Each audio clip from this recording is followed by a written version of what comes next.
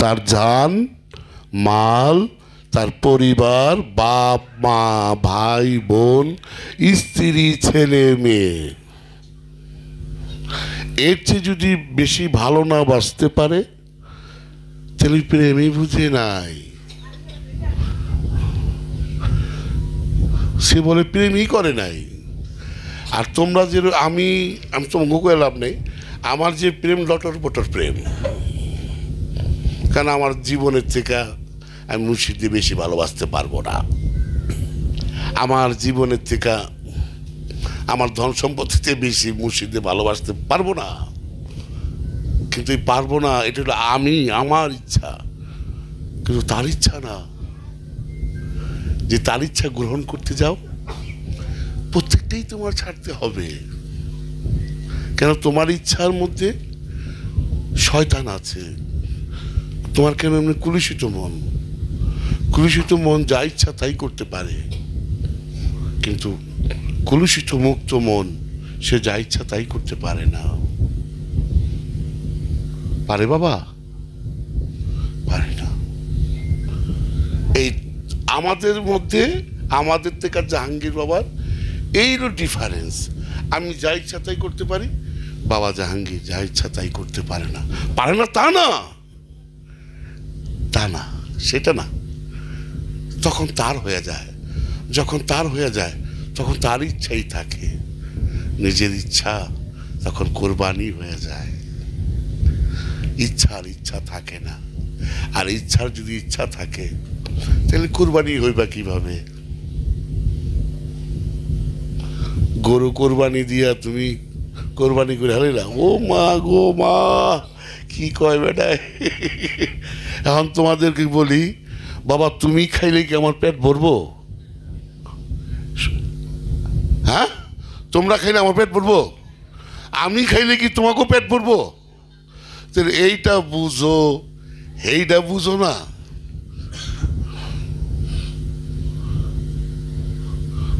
কোরবানি গরু দিবাকে, নিজে কোরবানি দিতে পারো না? তোমার ইচ্ছাকে কি কোরবানি করতে পারো না? কেন পারো না?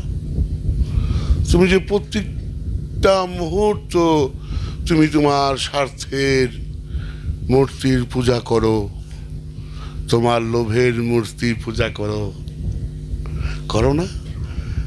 তোমার অহংকারের মূর্তি পূজা করো না? তোমার হিংসার মূর্তি পূজা করো না?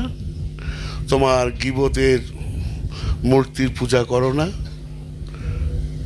একজনকে ঠকাইতে খুব আনন্দ লাগে না? হ্যাঁ, তাহলে কেমনি?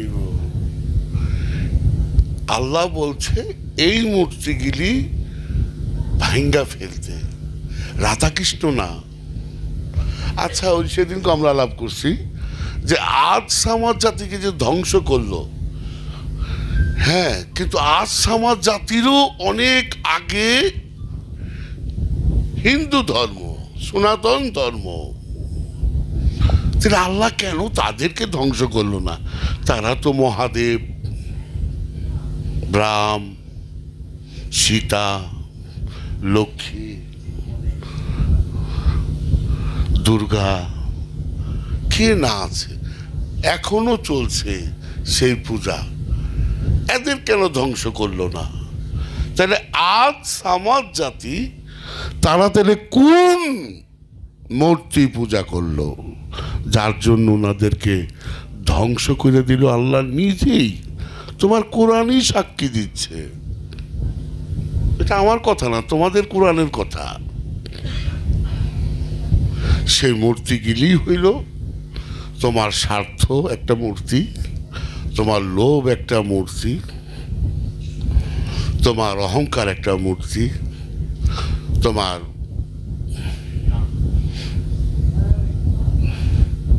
হিংসা একটা মূর্তি, তোমার মানুষকে গীবত করা, তোমার এগুলি মূর্তি না বাবা। আমরা তো এই মূর্তি পূজার থেকে বেরোতে পারিনি, পারছে না মা? বুকে আর দিয়ে এখন তাহলে কিভাবে হবে? কিভাবে হবে? এটা দুনিয়ার স্কুল না যে মাস্টার সাহেবের ঠেক দিলাম, টেকা দিলাম, খাওয়াইলাম, পটাইলাম, এনে আল্লাহ রে, মুর্শিদ রে, রসুলে কেমনে পটাইবেন? কোনো তো টাকা পয়সা, খানা দানা, ক্ষমতা কোনো কিছুই চলে না। আল্লাহর পথে সবাই লেবার, লেবার। হনে কেউ আমিন না, ওই লেবারের থেকে আমি লয়, আমি যে যায় ওই লেবার হয়ে যায়, হনে গিয়ে আবার আমির হইতে পারে।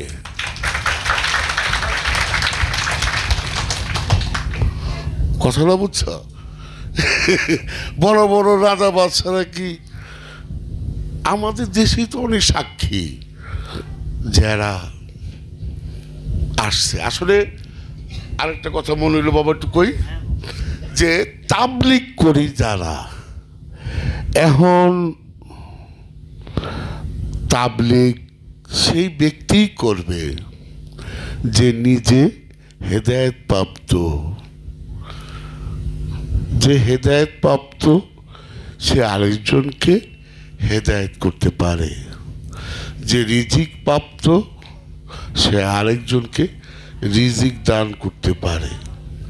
এখন যারা তাবলিগে আসা যাওয়া করে, হ্যাঁ, আপনার কি মনে হয় এরা কি আল্লাহ রাব্বুল আলামিনের রহমত প্রাপ্ত?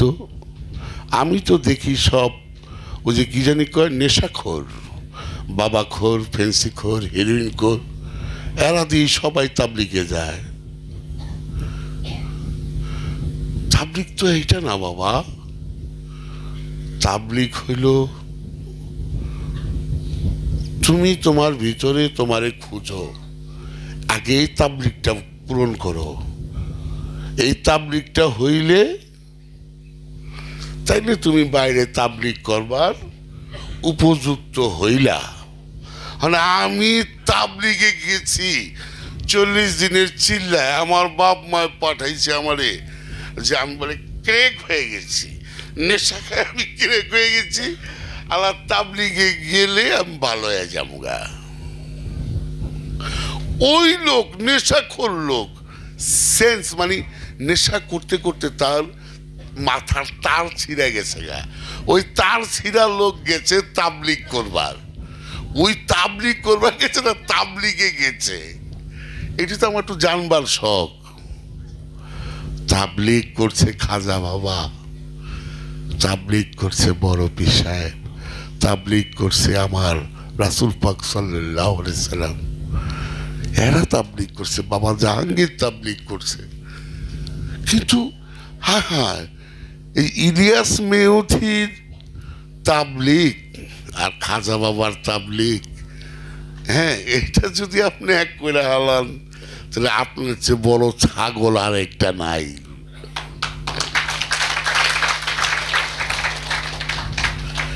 এই ভারত উপমহাদেশে তখন মানুষ ছিল মনে হয়, আমার খেয়াল নাই, 4 কোটি, হ্যাঁ এখন মনে হচ্ছে 4 কোটি মানুষের মধ্যে খাজা গরিব নওয়াজ 92 লক্ষ তার মোহাম্মদের দিনে আনছে।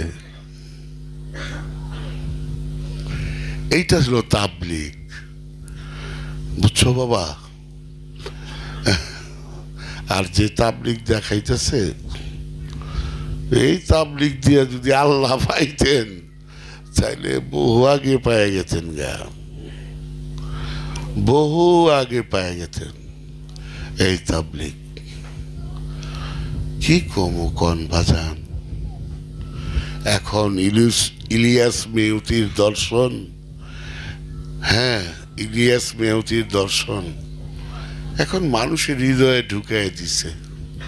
সহজ সরল মানুষ মুসলমানগিরির মনের ভিতরে কি একটা ঢুকাই দিছে যে 3 বার তাবলিগে আসলে হজ হয়ে যাইব। আমরা যারা গরিব, যারা মক্কাতে গিয়া হজ করবার জন্য আমাদের সামর্থ্য নাই, আমরা তো এই তাবলিগে তুরাগ বিশ্ব ইজতেমায় তো যেতে পারবো। আবার এক ভাই টেলিফোন দিছে যে 2টা করে ইট আনবা, আর যার যার খাওয়ান, এখানে খাওয়ান নাই, আপনারা যার যার খাওয়ান নিয়ে আসবেন। আহা, কি তাবলিগ! যে ভাইয়ে দিছে হে ভাইও বিরাট তাবলিগ। তাবলিগে কি হয়, ওইখানে গিয়ে কি হয়, কি আলোচনা হয় জানো? যেখানে রসুল পাক, আমি এখন তোমাদের আইনের দিয়ে বুঝাবো, যে জায়গা বলতেছে রসুল পাকের দরুদ নাই, রসুল পাকের মিলাদ নাই, সেই জায়গায় রহমত নাজিল হওয়ার সম্ভাবনাই নাই।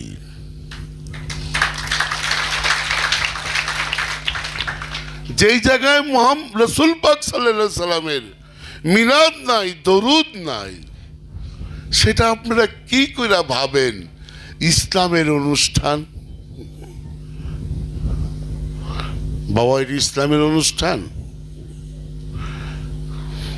না। যেমন আমাদের ফেসবুকের মধ্যে এখন খুব করে একটা বিষয় নিয়ে খুব তর্ক বিতর্ক হচ্ছে, আমি বলবো কিছু বাবা? আচ্ছা, এই যে ফেসবুকের মধ্যে বলতেছেন সালাতের বিষয় লয়া, হ্যাঁ, এখন সবচেয়ে বড় কথা হইল যে তোমরা যে 5 ওয়াক্তর দলিল পাও, আমরা যে সবাই 5 ওয়াক্তর দলিল যে পাই, এটা পাই 250 বছর পর। কিন্তু এই 250 বছর পর্যন্ত কোরআনে কিন্তু দাইমি সালাতের কথা দলিল আছে। 250 বছর পর দলিল সৃষ্টি হইল সেই ইমাম বুখারী সাহেব, জানেন?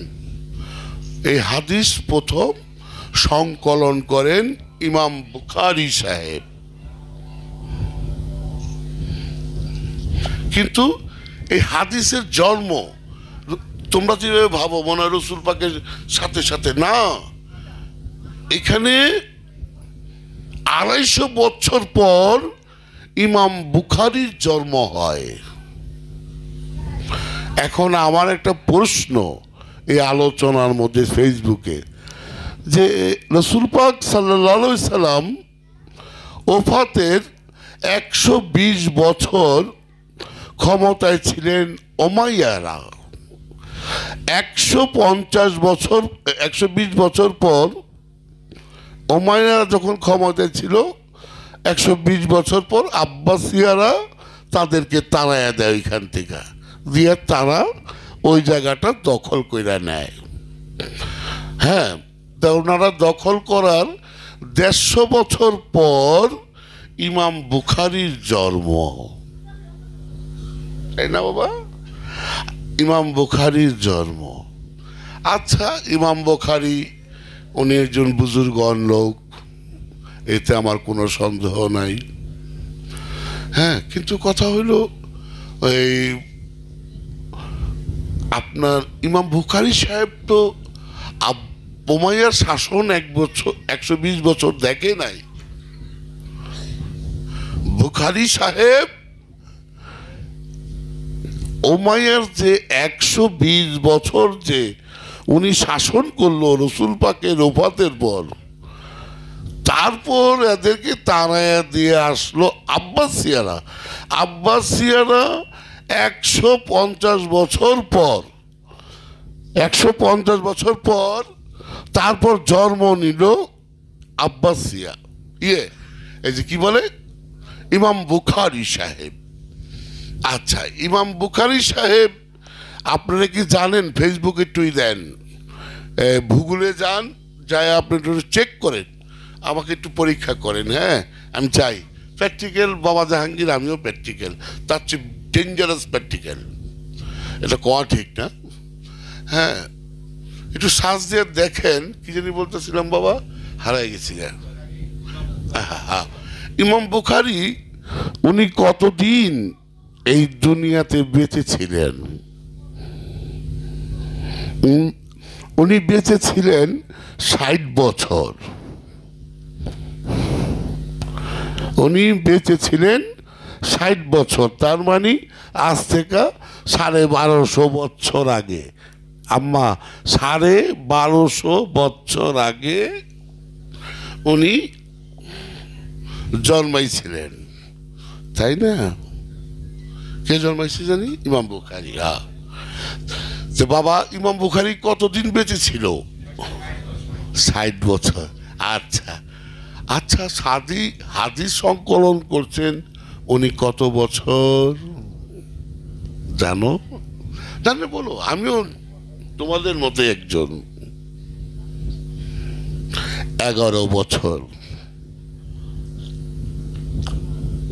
কথা বিশ্বাস না হইলে এখন ভূগোল সবকিছু কয়ে দেয় গুগলে। আচ্ছা, এখন তোমরা যেভাবে জামানা মনে করো, হ্যাঁ, 16 লক্ষ হাদিস উনি সংগ্রহ করলেন, তাই না আব্বা? তো ফাইল কি কও, কিছু কও নাকি? আচ্ছা, এবার এই 16 লক্ষরে 11 বছরে ভাগ দিয়ে দেওয়া হতো, এক এক দিন কয়টা হাদিস তার বাটে পড়ছে? বলো বলো, আমার একটু জানাও। 25টার উপরে মনে হয়। যে 25টা হাদিস যদি উনি সংগ্রহ করেন, সেই শুনছি তুর পাহাড়ে, হ্যাঁ, মদিনা গেছে।